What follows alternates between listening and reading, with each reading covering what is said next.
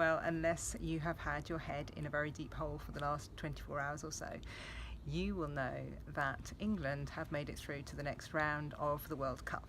Now that might interest you and it might not, but what it will affect is those people whose weddings are on Saturday. Dan and Jess, for example, whose wedding I'm doing on Saturday, I know are going to have quite a lot of distracted people just after their ceremony.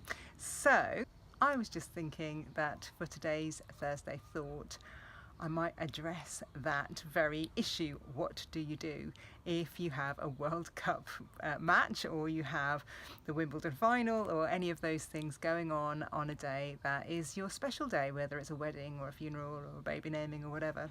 And I would just say you're going to have to sort of embrace it to an extent. Now obviously it depends on what kind of event it is, and if it's just something like a local team or something, then it might not be an issue unless you have half of the team in your guests. But if you have something huge that is going to take up a lot of people's attention, like a World Cup match, then I think really just sometimes not being grumpy about it and just having to embrace it, maybe making a space so that there's a screen, and having other things for other people to do whilst that's going on would be something that you could do. Yeah, it's really unfortunate. Who knew that this was going to happen?